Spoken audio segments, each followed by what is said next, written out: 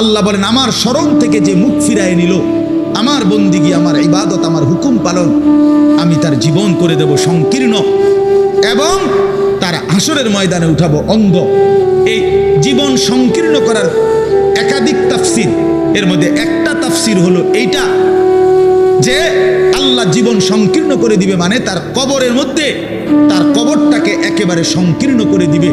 আল্লাহ রসুল বলছে নাফরমানের কবর রাইখা যখন ফেরেশতা চলে যাবে, কবর ডান পাশের মাটি তারে একটা চাপ দিবে বাম দিকে, বাম দিকের মাটি এক ডান দিকে, আল্লাহর কসম ডান পাশের হাড্ডি পাঁজর ভাঙ্গা ডান দিকে বাম দিকে চলে যাবে, বাম দিকের হাড্ডি পাঁজর ভাঙ্গা।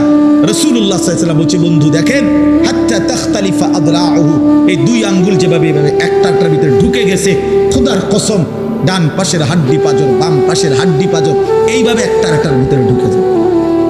এইটার অর্থ এটা। হ্যাঁ, রাসূলুল্লাহ সাল্লাল্লাহু আলাইহি সাল্লাম একদিন হযরত বারা ইবনে আযিব রাদিয়াল্লাহু তাআলা আনহু থেকে বর্ণিত, নবীজি একদিন এক সাহাবীর জানাজা পড়তে গেছেন। জানাজা পড়তে গিয়ে খালি কবরের সামনে কিছুক্ষণ দাঁড়াইছেন, তখনও ওনারে কবরে রাখে নাই, জানাজাও পড়ায় নাই। নবীজি আগে গিয়া কবরটার সামনে দাঁড়াইছে। হযরত বারা ইবনে আযিব বলেন আমরা নবীজির সাথে ছিলাম।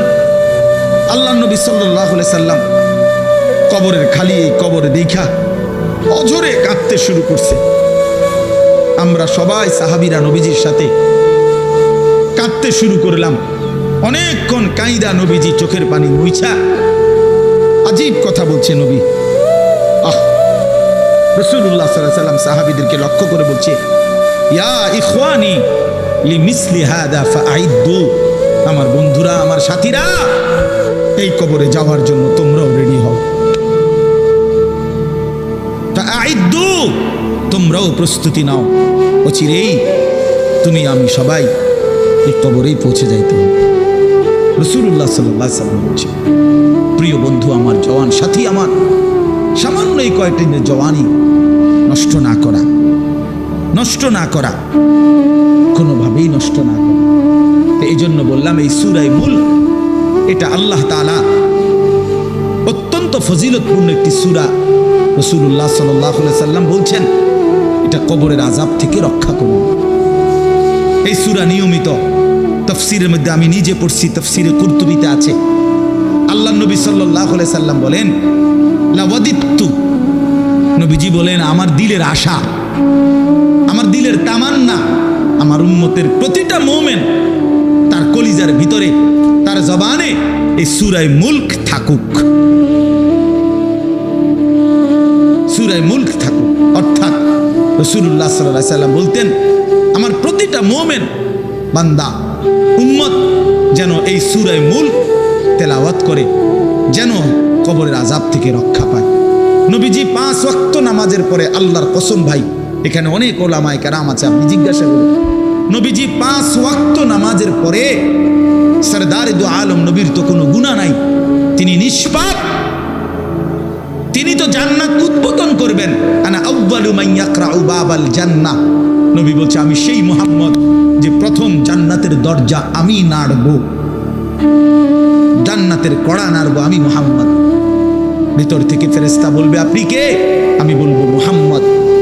ফেরেশতা বলবে আনতাজিরু লাক, আমি তো আপনার অপেক্ষাই করছিলাম, আপনি আসবেন বলেই তো অপেক্ষায় ছিলাম, আপনি উদ্বোধন করে দিলেই তো বাকিরা ঢুকবে। তো সেই নবী যিনি জান্নাত উদ্বোধন করবেন, তিনি 5 ওয়াক্ত নামাজের পরে ভাইয়া প্রতিদিন তিনি যেই কথাটা দোয়া করতেন, এর মধ্যে একটা দোয়া এটা, আল্লাহুম্মা ইন্নী আউযু বিকা মিন আযাবিল কবর ওয়া মিন ফিতনাতিল কবর ওয়া মিন ফিতনাতিল মাসীহিদ দাজ্জাল ওয়া মিন ফিতনাতিল মাহইয়া ওয়াল মামাত। আল্লাহ আমি কবরের আযাব থেকে পানাহ চাই। নবীজি নিজে বলতেন, নবীজি নিজে বলতেন। প্রিয় ভাই, বাবা আমার, চলেন সবাই নিয়ত করি, নিজেকে গুনাহ থেকে বাঁচানো দরকার, নিজের আল্লাহর নাফরমানি থেকে বাঁচানো দরকার। আল্লাহ তাআলা বলেন ইন্নাল্লাযীনা ইয়াখশাউনা রাব্বাহুম বিল গায়ব, আমি আল্লাহকে না দেখে, আমার কথাগুলো আখিরাত সম্পর্কিত, এগুলোকে না দেখে যারা আমি আল্লাহকে ভয় করে, আখিরাতকে ভয় করে, জাহান্নামকে ভয় করে, কবরকে ভয় করে। আল্লাহ বলেন, তাফসীরের মধ্যে লিখছে, ভয় করে মানে হলো গুনাহ বর্জন করে। কোন ব্যক্তি আল্লাহকে ভয় করে, খোদার কসম, এই কথার অর্থ হলো গুনাহ ছেড়ে দেয়। যে গুনাহ ছেড়ে দেয় সে আল্লাহকে ভয় করে, যে আল্লাহকে ভয় করে সে গুনাহ ছেড়ে দেয়। কোন নাফরমান আল্লাহকে ভয় করে না, আল্লাহকে ভয় করলে গুনাহ করতে পারে না। বুঝেন নাই বাংলা কথাটা? এটা কাগজের এই পিঠ ও পিঠ, কাগজের এই পিঠ ওই পিঠ। এই পিঠে যদি লেখা আছে আল্লাহর ভয়, তো ওই পিঠে লেখা থাকবে গুনাহ বর্জন। যে গুনাহ ছেড়ে দেয় সে অটোমেটিকলি আল্লাহকে ভয় করে, যে আল্লাহকে ভয় করে সে গুনাহ বর্জন করে। এই জন্য তাকওয়ার অর্থ আল্লাহর ভয়, এটার প্রথম অর্থ হইল গুনাহ বর্জন। মান খাশিয়ার রহমান, আল্লাহকে ভয়, এটার প্রথম অর্থ গুনাহ বর্জন, গুনাহ বর্জন। আমার শায়েখ আল্লামা মুফতি মুশতাকুন নবী সাহেব সব সময় চিল্লায় মাহফিলে, অনেক সময় হাজারি করে বলে যে বাপ, গুনাহ আগুন, গুনাহ আগুন, গুনাহ আগুন। প্রতিটা গুনার পিঠে ওই পিঠে আগুন আছে। নারীর প্রতিটা বেপর্দা দৃশ্যের মধ্যে খোদার কসম আগুন জ্বলে। ওই সিনেমার নর্তকীর শরীরে আগুন জ্বলে, ওই নায়িকার শরীরে আগুন জ্বলে, মোবাইলের ওই অস্থির ছবির মধ্যে আগুন জ্বলে, মদের আড্ডায় আগুন জ্বলে, জুয়ার আড্ডায় আগুন জ্বলে, সুদের টাকায় আগুন জ্বলে, ঘুষের টাকায় আগুন জ্বলে, বেপর্দা নারীর শরীরে আগুন জ্বলে। ওইটা রূপ না, ওটা আগুন, ওটা জাহান্নাম, ওটা জাহান্নাম। আল্লাহ তাআলা বলেন, ইন্নাল্লাযীনা ইয়াখশাউনা রাব্বাহুম বিল গায়ব। আল্লাহ তাআলা বলেন, আমার যে বান্দারা আমার আখিরাত, আমার জাহান্নাম, আমার পরকাল, আমার কবর, এই কথাগুলোকে ভয় করে, আমি আল্লাহকে ভয় করে, না দেখে, না দেখে, আল্লাহ বলেন আমি ওয়াদা দিলাম, লাহুম মাগফিরাতুম ওয়া আজরুন কাবীর, আমি তাদের পেছনের সব গুনাহ মাফ করে দেব, আর আমার সবচেয়ে বড় পুরস্কার জান্নাত দিয়ে দেব। এখানে এটা এমন শব্দ না যে কিছু শব্দ তো আছে একটা শব্দের সাথে আরেকটা বলছে অর্থহীন, যেমন কলম টলম। তো এটা সবাই বুঝে যে টলমের কোনো অর্থ নাই। কাগজ টাগজ, তো কাগজের অর্থ নাই। শিক্ষা দীক্ষা এমন না, শিক্ষা শব্দের উল্টা না, এটা এমন না যে এটা শিক্ষার উল্টা কিছু না, এটা আলাদা শব্দ। শিক্ষা দীক্ষা, যেমন আমরা অনেক সময় বলি যে নামাজ রোজা, লোকটা নামাজ রোজায় ভালো, তো এর দ্বারা কি শুধু নামাজ আর নামাজের উল্টা শব্দ রোজা না, এটা একটা আলাদা কি আমল। নামাজ একটা ইবাদত, তো রোজা একটা ইবাদত। শিক্ষা এটা একটা বিষয়, দীক্ষা এটা একটা বিষয়।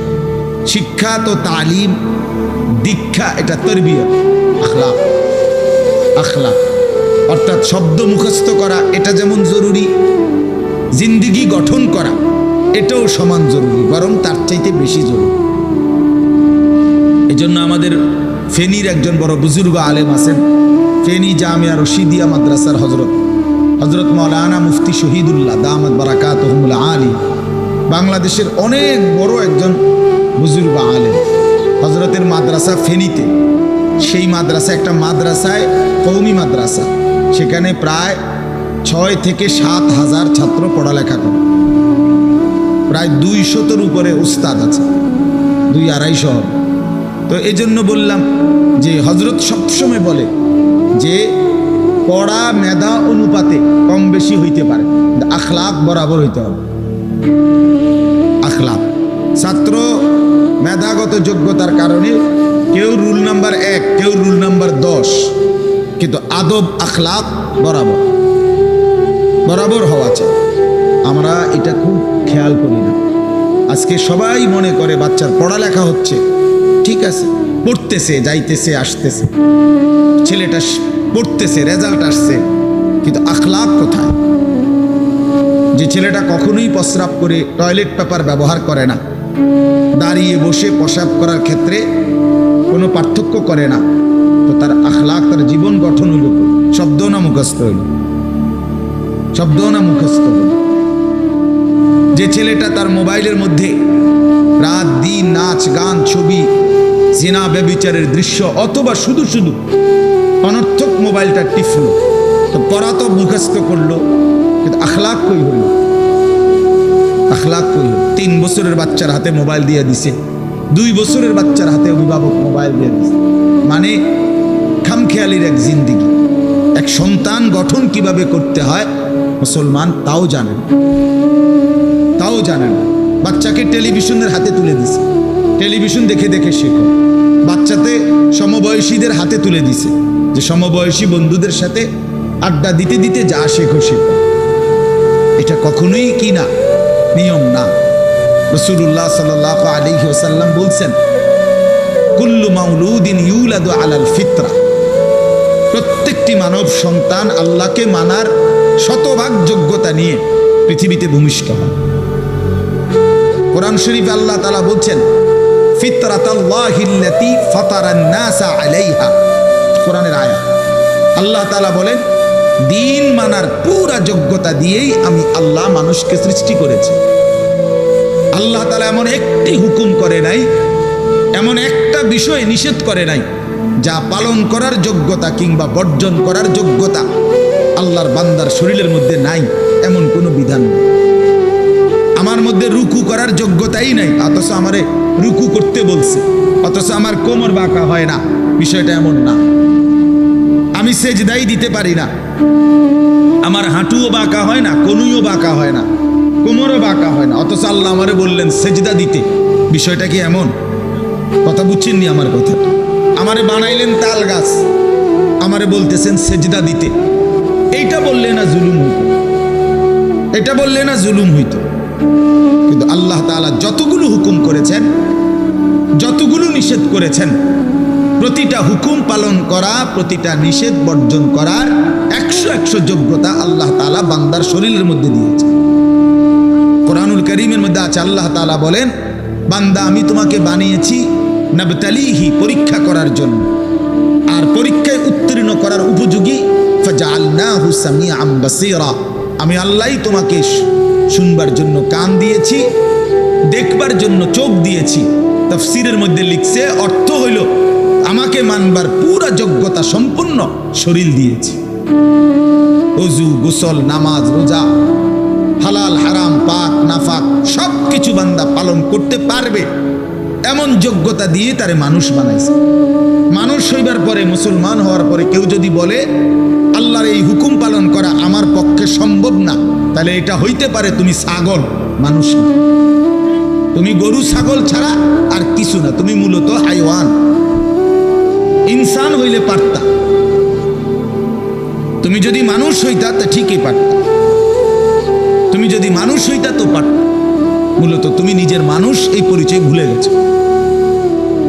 তো এই জন্য বাপ আল্লাহ নবী সাল্লাল্লাহু আলাইহি সাল্লাম বলেন, ফাআবাওয়াহু ইউহাব্বিদানিহি আও ইউনাসসিরানিহি আও ইউমাজ্জিসানিহি, মা বাপ সন্তানকে ইহুদি বানিয়ে দেয়, অথবা খ্রিস্টান বানিয়ে দেয়, অথবা অগ্নি পূজক বানিয়ে দেয়। সরাসরি হাদিস, বাবা মা নষ্ট করে দেয় সন্তান। রাসূলুল্লাহ সাল্লাল্লাহু আলাইহি সাল্লাম বলছেন, বাবা মা 3 বছরের বাচ্চাটা ছোট্টবেলা থেকেই ঘরে টেলিভিশন দেখে, রঙিন সিনেমা দেখে, নাটক সিনেমা দেখে, তারে এটা শিখাইবার ক্ষেত্রে কে ব্যবস্থা করে দিবে? তার মা বাপ। এ তো 3 বছরের বাচ্চা বাজার থেকে কিনে আনে নাই, টেলিভিশনে এত বড় এটা তো বাচ্চাটা আনে নাই, তো তার অভিভাবক আছে। এই 3 বছরের বাচ্চাটারে কার্টুন দেখার জন্য, গেমস খেলার জন্য এত বড় মোবাইলটা, এটা তো তার বাবাই দিছে, অথবা তার মা, তার দুলা ভাই, তার বড় ভাই, তার চাচা, এমন কেউ একজন তার হাতে তুলে দিছে। এজন্য আমি সবসময় বলি, যেই মা বাপ অভিভাবক সন্তানের, অপ্রাপ্ত বয়স্ক সন্তানের হাতে এই বড় মোবাইলগুলো তুলে দেয়, এই মা বাবার চাইতে বড় জালেম আর কেউ নেই। ওরা নিজ হাতে সন্তানকে গলা টিপে হত্যা করে ফেলে, ধ্বংস করে দিল, বরবাদ করে দিল, বরবাদ করে দিস। অসংখ্য অভিভাবক আমাদেরকেও তো বলে, বাচ্চা হুজুর খায় না, ঘুমায় না, বাচ্চা মোবাইল না দেখতে না দিলে খায়ও না, ঘুমায়ও না, কান্দে, শুধু কান্দে কান্দে। তার এই বদ অভ্যাস কে বানায়? আর দ্বিতীয় কথা হইলো, কান্দলে কি হয়েছে? কোনো বাচ্চা যদি কাঁদে তো কাঁদলে কি মরে যায় মানুষ? তো এতে কান্দুক, কাঁদলে কি সে কাঁদতে কাঁদতে সে একসময় থেমে যাবে। 3 বারের পরে 4 বারের পরে সে বুঝে নিবে যে এটা আমারে দিবে না। কথা বোঝেন নাই? কাঁদতে কাঁদতে নাহলে 3 বার কাঁদলো, 4 বার কাঁদলো, 10 বার কাঁদলো, একটা পর্যায়ে সে বুঝবে যে এটা আর আমারে দিবে না, এটা আমারে দিবে না। এই জন্য বাপ আমার এটা খেয়াল করা চাই। আমি এই কথাটা শুরু করছি এই কথার থেকে যে কোরআন সুন্নাহর ইলমের জন্য আদব জরুরি। এক তো আপনি শুনলেন প্রতি সপ্তাহে জুমার বয়ান হয়, ইমাম সাহেব কইতে পারবো, ইমাম সাহেব কি কয়, আমনে আমনের মতো, হুজুর হুজুরের মতো না। এই শুধু এতটুকুর জন্য আসা যাওয়া, আল্লাহর কথা শোনা, যে কি শুনলাম কিছুই বুঝলাম না, নিজের জন্য কিছুই গ্রহণ করলাম না, এটা ইনসাফ না। আল্লাহর কোরআন জিন্দেগি বদলাবার জন্য, আমাদের জীবনের পরিবর্তনের জন্য আসছে, পরিবর্তনের জন্য।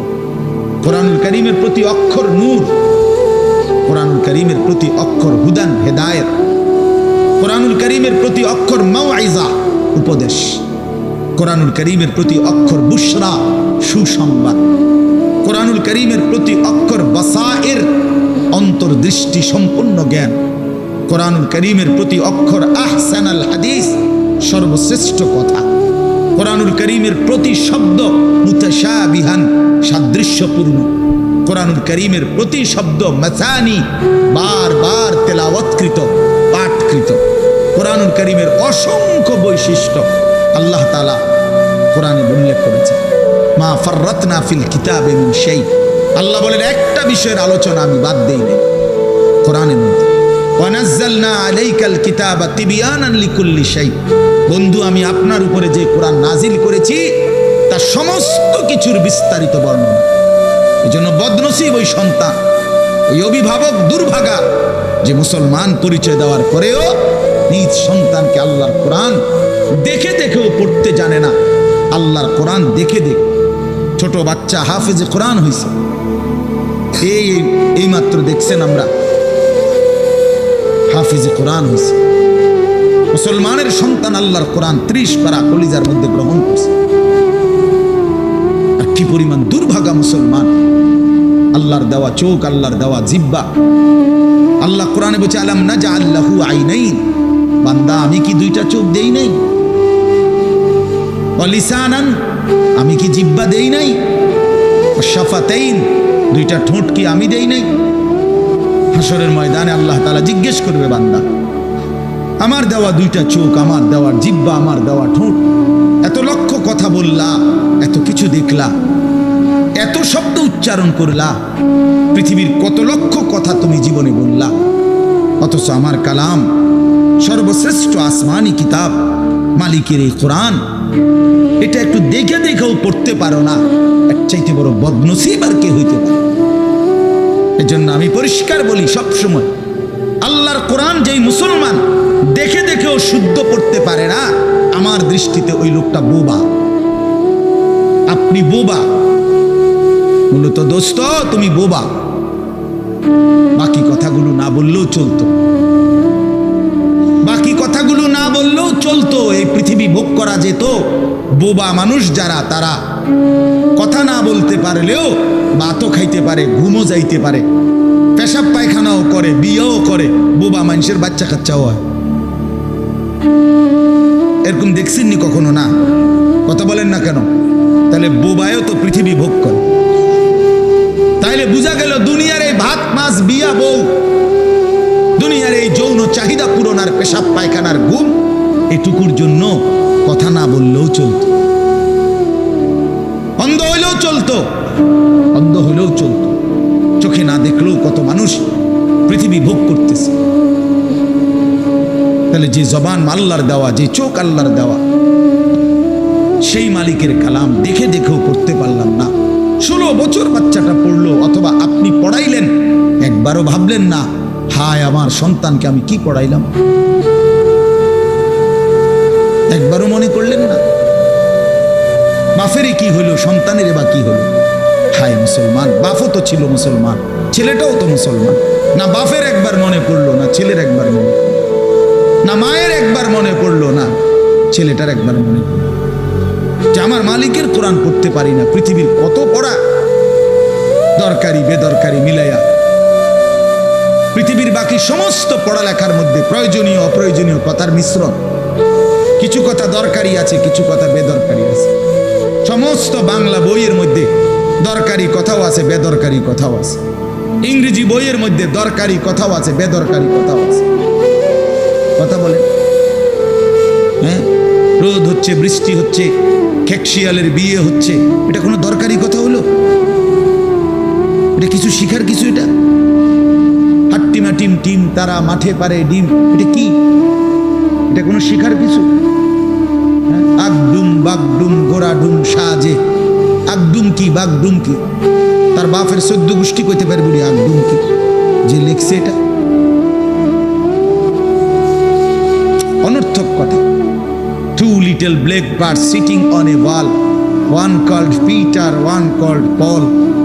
দুইটা কাউয়া একটা ওয়ালের মধ্যে বসছে, একটা কাউয়ার নাম হলো পিটার আর একটা কাউয়ার নাম হলো পল।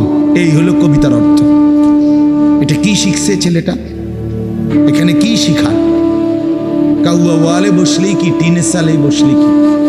কাউয়া তো কাউয়া, কাউয়া লইয়া আমার দরকার কি? কাউয়া কই বইছে, এটা আমার বাচ্চা শিখতেইব। আমি কি কাউয়ার বাচ্চা?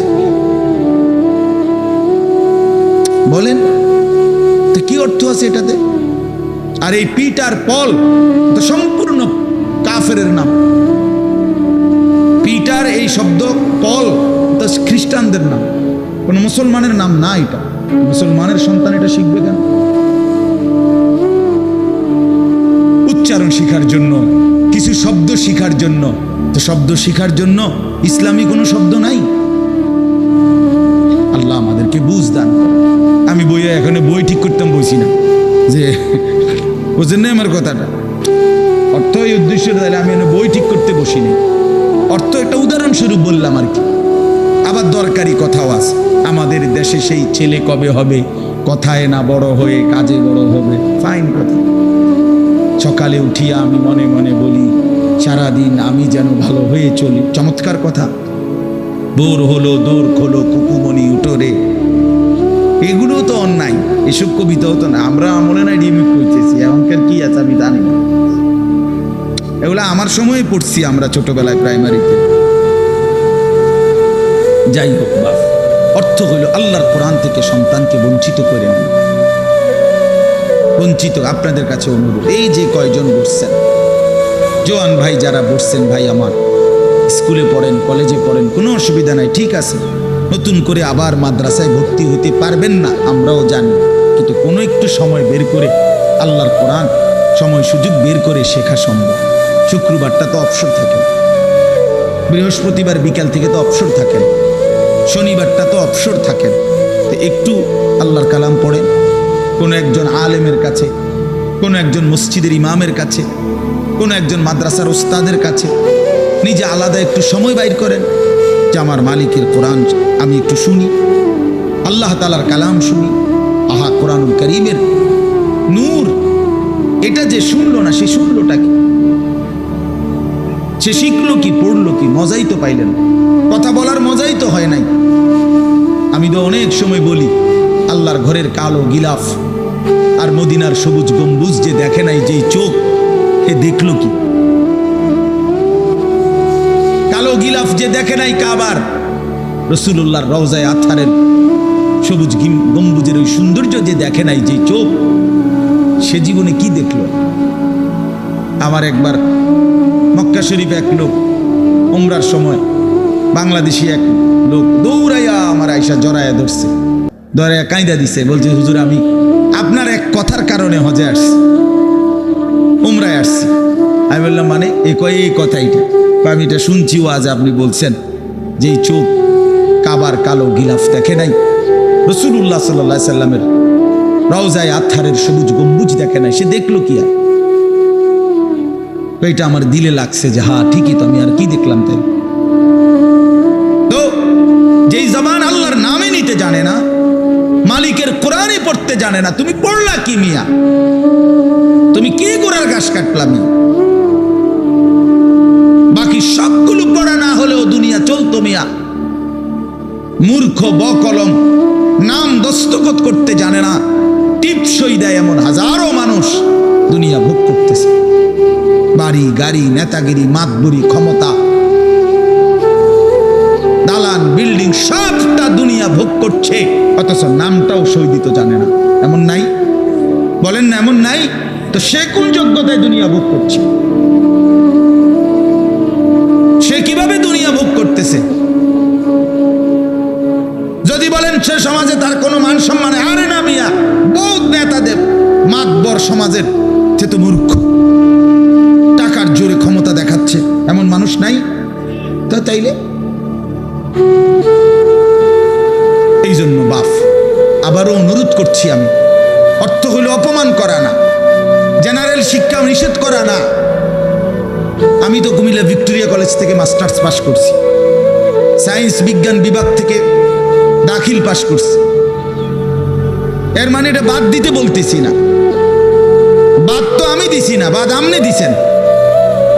কথা বুঝেন নাই? বাদ আপনি দিছেন, আল্লাহর কোরআন বাদ দিছেন, রাসূলুল্লাহ সাল্লাল্লাহু আলাইহি সাল্লামের সুন্নাহ বাদ দিছেন। এতগুলো পড়ছেন, ধন্যবাদ আপনাকে। এটা পড়লেন না কেন? এতগুলো শিখতে পারলেন, এত লক্ষ টাকা খরচ করতে পারলেন। 4 বছরের মেডিকেলের জন্য, 6 বছরের মেডিকেলের জন্য এক বাপ তার ছেলেটার জন্য, মেয়েটার জন্য কত লক্ষ টাকা খরচ করছে, তার কোনো কুল কিনারা আছে মিয়া? তো আপনি পড়ান, কোনো অসুবিধা নাই, কিন্তু আপনি আপনার বাচ্চাটাকে আল্লাহর কোরআন থেকে বঞ্চিত করলেন কেন? নামাজ থেকে বঞ্চিত করলেন কেন? 2টা সূরা পড়তে জানে না, একটা আত্তাহিয়াতু শুদ্ধ করে বলতে পারে না, একটা দোয়ায়ে কুনুত পড়তে জানে না। একজন মুসলমান বেটা, 40 বছর বয়স, লজ্জা থাকা উচিত বেটা, ওই বেটা শরম থাকা উচিত বেটা। কার জমিন খাইতেছো? কার আসমান ভোগ করছো? কার দুনিয়া ভোগ করতেছো? এত বড় মালিকের আসমান ও জমিন ভোগ করে সেই মালিকের সেজদাটাও ঠিক মতো দিতে জানে না, সেই মালিকের নামটাও পড়তে পারে না। এর চাইতে লজ্জার কি হইতে পারে বলেন বাবা? অপমান কি হইতে পারে? আল্লাহ আমাদেরকে বিবেক দান করেন, আল্লাহ আমাদেরকে বিবেক দান করেন। বিবেক থাকা চাই, বিবেক থাকা চাই। কোরআনুল কারীমের মধ্যে আছে, আল্লাহ তাআলা বলছে, একটা সাংঘাতিক কথা আছে কোরআন শরীফে,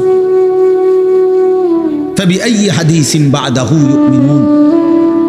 আমার দিল নড়ে কোরআনের এই আয়াত শুনলে, কলিজা শুদ্ধা কাইপা ওঠে।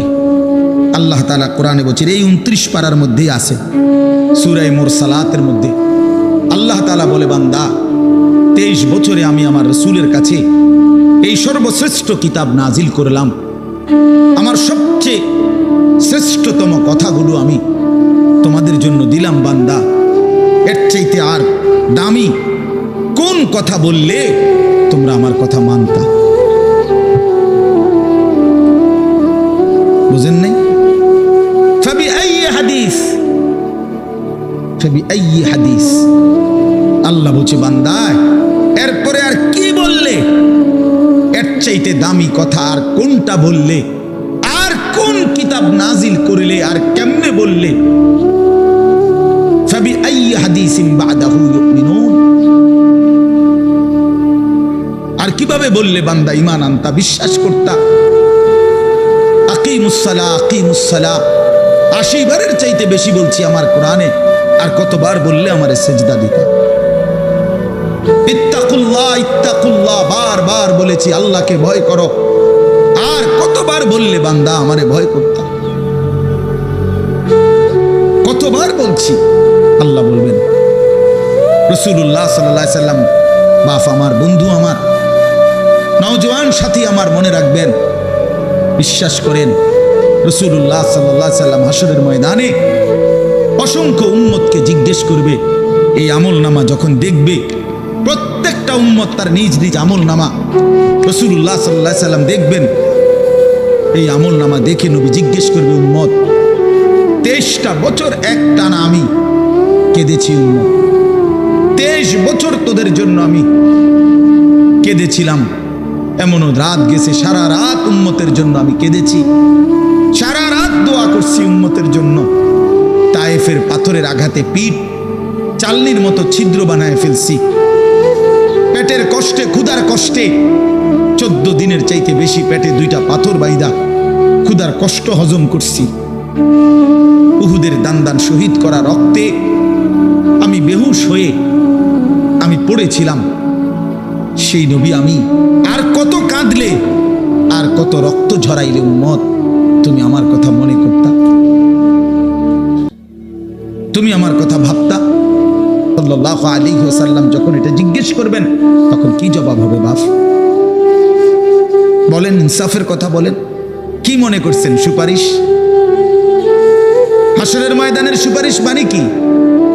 মুখে বিড়ি, সিগারেট, চেহারায় রাসূলুল্লাহ সাল্লাল্লাহু আলাইহি ওয়াসাল্লামের সুন্নাত নাই, 50 বছর ধরে সুদের লেনদেন, কোনদিন 5 ওয়াক্ত নামাজ আদায় করেন নাই, স্ত্রী বেপর্দা, ঘরের মধ্যে প্রতিদিন রঙিন টেলিভিশন চলতেছে, এই অবস্থায় কবরে যাইবেন।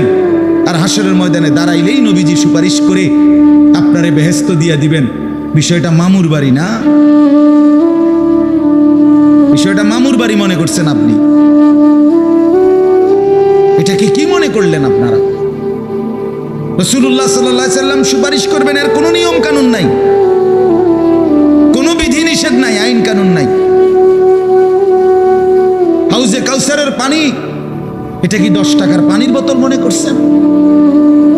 রাসূলুল্লাহ সাল্লাল্লাহু আলাইহি ওয়াসাল্লাম বলেন, এক ঢোক পানি পান করলে আর কোনোদিন বান্দা তৃষ্ণার্ত হবে না। এতটা আজিমুস শান দামি, এমনি এমনি দিয়ে দিবেন, এটা এমনি এমনি দিয়ে দিবেন? দয়া করে ভাবতে শিখেন, নিজের ভালো বোঝেন, নিজের ভালো, নিজের ভালো। আমি যে সূরাটা পড়ছি, এই সূরাটার নাম হলো সূরা মুলক, 29 নম্বর পারা, কোরআনুল কারীমের 67 নম্বর সূরা। এই সূরাটার নাম হচ্ছে সূরা মুলক। এই সূরার 3টি আয়াত, 12, 13, 14, এই 3টি আয়াত আমি আপনাদের সামনে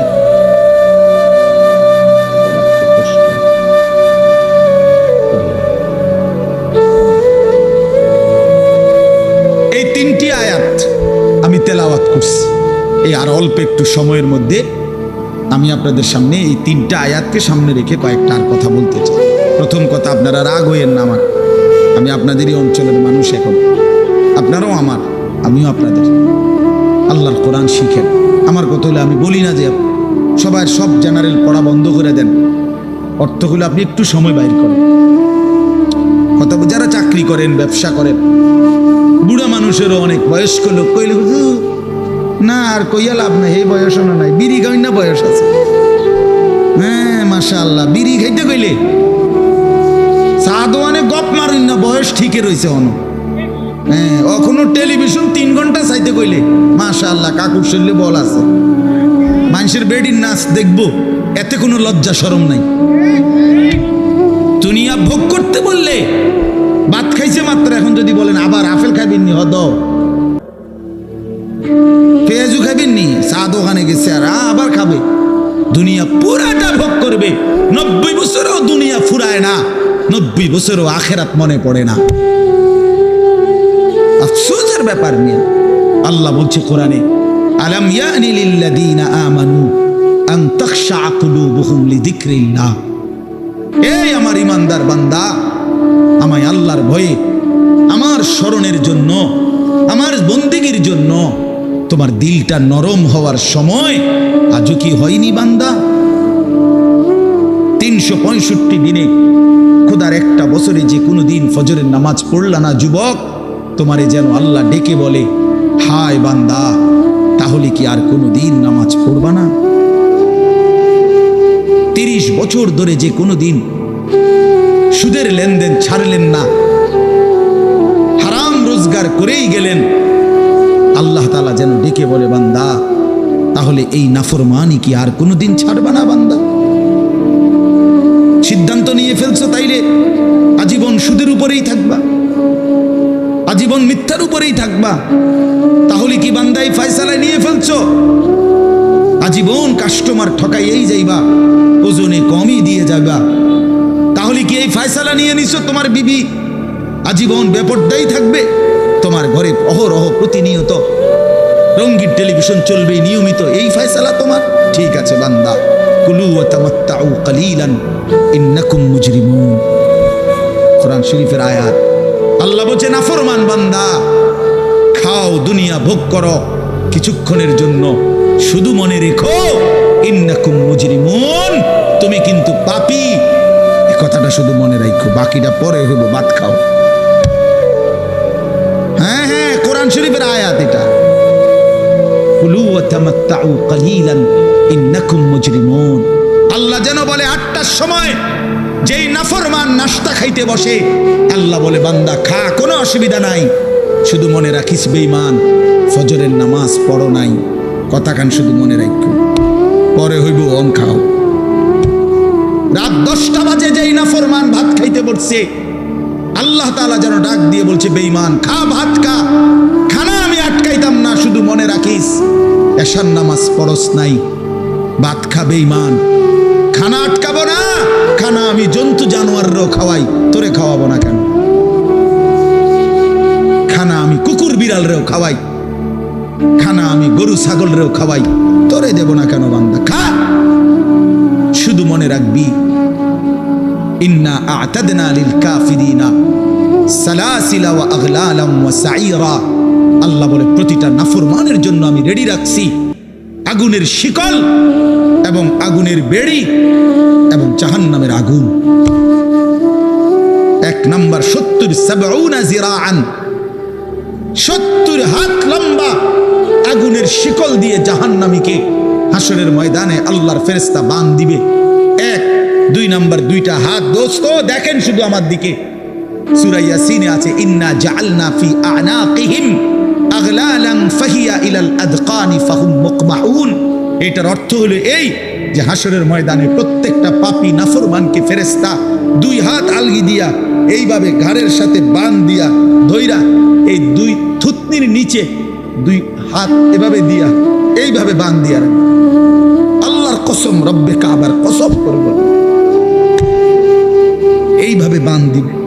আর কোনোদিন বেঈমান চোখটাও নিচের দিকে নামাইতে পারবে না, কারণ এই থুতনি তো উঠাই দিছে উপরের দিকে, এটা দিয়ে ঠেলা দিয়া। এটা অর্থ হলো আগলালাম। এই আয়াতের সূরা ইয়াসিনের এই আয়াতের অর্থ এটাই, ইন্না জাআলনা ফি আ'নাকিহিম আগলালান। আল্লাহ বলছে বান্দা আমি দেখাবো। আল্লাহ ডাক দিয়ে বলে ভাই আমারও তোমারও, জওয়ানকেও বুড়োকেও। আল্লাহ বলে বান্দা কি মনে করছো আমি রহমান না? ঠিক আছে, তুমি কি এটা শোনো নাই আমি যে কাহ্হার? তুমি তো শুনছো আমি রাহিম, তুমি কি শোনো নাই আমি জব্বার? আমি যুনতিকাম, আমি প্রতিশোধ গ্রহণকারী, আমি সারিউল হিসাব, দ্রুত হিসাবকারী, আমি জব্বার, আমি প্রবল প্রতাপান্বিত, কাহ্হার, আমি মুতাকাব্বির, আমি বারি। তুমি জানো না আমার একটা নাম শুনলা, আমার দয়ার নামটা শুনলা, আমি যে শাস্তি দেব সেটা শোনো নাই? কি ভাইয়া, কোরআনুল কারীমের মধ্যে জান্নাতের বর্ণনা যেমন আছে, জাহান্নামের বর্ণনা নাই? কথা বলেন না কেন? তো সেগুলো কার জন্য? সেগুলো কার জন্য? মা সালাকাকুম ফি সাকার ক্বালু লাম নাকু মিনাল মুসাল্লিন। একবারে সোজা বাংলা দেখেন, জাহান্নামী জাহান্নামে চিৎকার করবে, জাহান্নামের ফেরেশতা ডাক দিয়ে বলবে বেঈমান জাহান্নামে কেন আসলি? ক্বালু লাম নাকু মিনাল মুসাল্লিন। নাফরমান বলবে বন্ধু ফেরেশতা ভাই আমি দুনিয়াতে নামাজি ছিলাম না। কি ছিলাম না? সরাসরি কোরআনের আয়াত। আল্লাহ বলেন ওয়াইলুন ইয়াউমাইদিল লিল মুকাদ্দিবিন। সমস্ত মিথ্যাবাদী নাফরমান পাপীদের জন্য সেদিন জাহান্নাম। যদি বলেন কেমন নাফরমান মাওলা? আল্লাহ বলেন ওয়া ইদা কিলা লাহুমুর কাউ লা ইয়ারকাউন। দুনিয়ায় এই নাফরমানকে যতবার বলা হয়েছিল রুকু করতে, সেজদা করতে, নামাজ পড়তে, বেঈমান নামাজ পড়ে নাই, এজন্য জাহান্নাম। কোরআনুল কারীমে আল্লাহ বলছেন কাল্লা ইদা বালাগাতিত তারাকি, নাফরমানের মৃত্যুর সময় যখন আসবে, মালাকুল মউত আজরাইল তারে যখন ডাক দিবে, আইয়াতুহান নাফসুল খাবিসা, প্রতিটা পাপী নাফরমানের জান কবজের সময় আজরাইল যখন ডাক দিয়ে বলবে, হে খবিস আত্মা বের হ, উখরুজি বের হ, আত্মাটা বের হতে চাইবে না। আল্লাহর নবী বলেন, কসম বাবা। নবীজি বলে, মালাকুল মউত আজরাইল খপ করে ধইরা কলজা থেকে রূহটা একটা টান দিয়া ছিঁড়া ফেলবে, একটা টান দিয়া ছিঁড়া ফেলবে। এরপরে রূহটা কণ্ঠনালীর কাছে এসে আটকায় যাবে। কাল্লা ইযা বালাগাতিত তারাকি, তারাকি মানে কণ্ঠনালী। ফালাউলা ইযা বালাগাতিল হুলকুম ওয়া আনতুম হিনা ইদিন তানজুরুন, এটার অর্থ এটাই। হুলকুম মানে কণ্ঠনালী, বের হতে চাইবে না রূহ। আজরাইল তখন ধরে টাইনা হেসরাইয়া ছিঁড়া ছিন্ন ভিন্ন করে বেঈমান নাফরমানের কলজা ছিঁড়ে ফেলবে, রূহ ছিঁড়ে ফেলবে, এরপরে শরীর থেকে বের করে নিয়ে আসবে। আরে বন্ধু, এই কোরআনে আছে, আল্লাহ নিজে বলছে এমন নির্মম মৃত্যু হলো কেন, এই নাফরমানের মউত এত কঠিন হলো কেন, তার কলজা ছিঁড়া ফেলছে, রূহ ছিঁড়ে ফেলছে, এমন মৃত্যু হলো কেন? আল্লাহর কসম বাপ আমারেও বলি, আপনারেও বলি, আল্লাহ কোরআনে সরাসরি বলছে এমন ভয়ানক মৃত্যু হলো কেন? ফালা সাদ্দাকা ওয়ালা সাল্লা, কারণ এই নাফরমান আমি আল্লাহর কথায় বিশ্বাস করে নাই, ওয়ালা সাল্লা, এবং নামাজ পড়ে নাই, নামাজ পড়ে নাই, নামাজ পড়ে। হ্যাঁ, বেনামাজি সন্তান মনে রাখো, বাদ দুগা খাইতে এলে খুব মাতবর, মোবাইল একখান টিপে, মোটরসাইকেল একখান চালায়। হ্যাঁ, বাহ বাহ বাহ বাহ বাহ, আর কি, আর ধরে কে? আমার একটা মোটরসাইকেল আছে, আমার একটা মোবাইল আছে, আমার কিছু বন্ধু আছে যারা আমার সারাক্ষণ অসৎ সঙ্গ দেয়। যখনই আমার সমস্ত নাফরমানি মন চায়, কিছু অসৎ বন্ধু মিলে যায়, যে বন্ধুরা আমার সারাক্ষণ চরিত্রহীনতা শিখায়, অসভ্যতা, নোংরামি, অশ্লীলতা, বেহায়াপনা শিখায়। এমন কিছু বন্ধু যার মিলে গেছে, একটা মোটরসাইকেল মিলে গেছে, একটা মোবাইল মিলে গেছে, তো নারীর ছবি, আড্ডা, জিনা, ব্যভিচারের দৃশ্য, মদের আড্ডা, জুয়ার আড্ডা, নারীর আড্ডা, নারীর আলাপ, অথবা মোবাইলের অস্থির ছবি দেখা, এই জিন্দেগি মুসলমান? এর জন্যই আল্লাহ তাআলা আমাদেরকে মুসলমানের ঘরে বানাইছিলেন। এজন্যই আমার বাবা মুসলমান, এজন্যই আমার মা মুসলমান। আল্লাহ আপনি মাফ করে দেন, ইনসাফের সাথে ভাইবেন। অনেক নওজোয়ান ভাই, সবাইরে অনুরোধ করলাম, দোস্ত আমার, ইনসাফের সাথে ভাইবেন, নিজেরে নষ্ট করেন না। ছেলেরা আমার, ভাইয়া নিজেরে নষ্ট করো না ভাই, নওজোয়ান ভাই নিজেরে নষ্ট করো না। শেষ পর্যন্ত কেউ নাই, শেষ পর্যন্ত একদিন, দিন শেষে, রাত শেষে দেখবেন আমার সাথে কেউ নেই, আমি একাই, আমি একাই। একদিন কবর আমারে সব সম্পর্ক ছিন্ন করে দিবে, একদিন মৃত্যু আমাকে সব ভুলায় দিবে, সব ভুলায় দিবে। তো এই সূরাটার নাম হলো সূরা মুলক। এটা কোরআন শরীফের অত্যন্ত ফজিলতপূর্ণ একটা সূরা, মাত্র 30টা আয়াত এই সূরার মধ্যে। আল্লাহ নবী সাল্লাল্লাহু আলাইহি ওয়াসাল্লাম বলছেন, এই সূরাটি যে নিয়মিত তেলাওয়াত করবে, আল্লাহ নবী বলেন, তুমজিহি মিন আযাবিল কবর, এই সূরা মুলক তাকে কবরের আযাব থেকে রক্ষা করবে। এটাই সূরার ফজিলত। এজন্য আলহামদুলিল্লাহ উলামায়ে কেরাম, আমাদের মাদ্রাসাগুলোর তালিবে ইলম এবং আল্লাহওয়ালা বুজুর্গানে দ্বীন সব সময় রাত্রিবেলা ঘুমের আগে আগেই এই সূরা মুলক তেলাওয়াত করে। এই 4-5 মিনিট সময় লাগে, কিন্তু এই সূরার বড় ফজিলত হলো, আল্লাহ নবী সাল্লাল্লাহু আলাইহি সাল্লাম বলেন, এই সূরা কবরের আযাব থেকে রক্ষা করে, কবরের আযাব থেকে রক্ষা করে। আমার ভাই, আমার বন্ধু, রাসূলুল্লাহ সাল্লাল্লাহু আলাইহি সাল্লামের অগণিত হাদিস এ কথার প্রমাণ করে যে কবরে আযাব হবে। হাসরের আযাব তো আছেই, জাহান্নামের আযাব তো আছেই, কবরেও আযাব হবে। মেন বিচার তো হবে হাসরের ময়দানে, তার আগেই আযাব হবে কবর। আপনারা সহজ বাংলায় বুঝবেন, আসামি যখন ধরে ফেলে, তখন মামলার হিয়ারিং তো চলে, মামলার শুনানি তো চলে, কিন্তু সে কারাগারে ঠিকই আটকায় রইছে। কারাগারের কষ্ট যন্ত্রণা সে হাজতি হিসাবে ভোগ করতে থাকে। আবার যখন মামলার রায় হয় তখন সে আবার আসামির পরে হিসাব পরে, কিন্তু কষ্ট লাঞ্ছনা এটা তো তার শুরু হয়ে যায়। যদিও এখনো বিচার শেষ হয় নাই, বিচার প্রক্রিয়া দিন 10 দিন 50 দিন 20 দিন 1 মাস পর পর মামলার ডেট পরে শুনানি হয়, কিন্তু সে তো থাকে কারাগারে, সে তো থাকে কারাগারে। তো আল্লাহ পাক রব্বুল আলামিন বলেন নাফরমান সে তো হাসরের ময়দানে বিচার হবে চূড়ান্ত, কিন্তু কবর থেকেই আযাব শুরু।